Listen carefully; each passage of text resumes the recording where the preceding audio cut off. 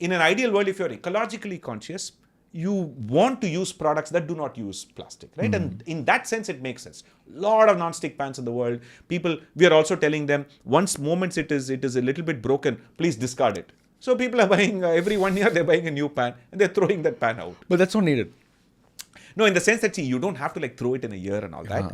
And you don't have to break your head unless it is very, very damaged. See, if you use other thing, right?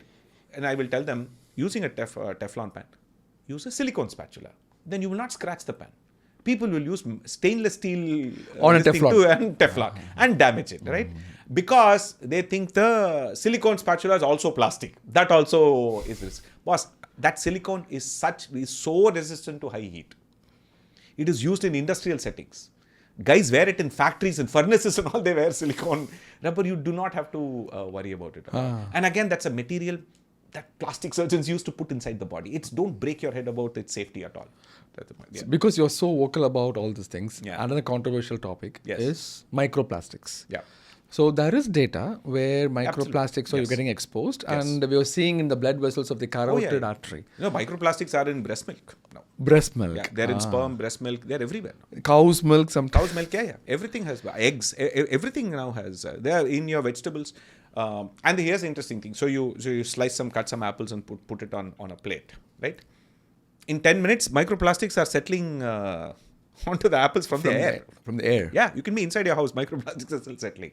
Because, so it's an interesting subject. I'd actually posted a video where say that the hard part of that subject is we know it's a problem, right? But we don't know how to solve it. Because, what do you think is the largest source of microplastics? Single source from where the microplastics come into our air? Pollution. It is a vehicle. It's tires. We drive vehicles. That neoprene rubber. Is that right? Yeah. So as you drive and you brake, you do all of that. Microplastics actually that breaks and it gets into the air. That's how the largest source of microplastic pollution is just vehicles. Nobody ever thinks about that. You immediately think, no. Microplastic in the food. Microplastic from once by mistake, I ordered something from Swiggy Zomato. I microwaved that. Oh my God, I am being polluted by microplastics. That's a tiny, tiny, tiny fraction compared to what you're breathing every day. Compared to what's in your drinking water. Unless you have a reverse osmosis. Right? So it's everywhere. And the problem is, so far, we will still need a few more years to find out what actual effect it's having on the body. We know it's in our body. And we know in extreme cases, certain sizes could trigger inflammation and increase cancer risk and so on. But we've not seen it become a crisis clinically yet, right? So once we know that, then we don't know. But again, as I said, how are you going to fix vehicles as a problem?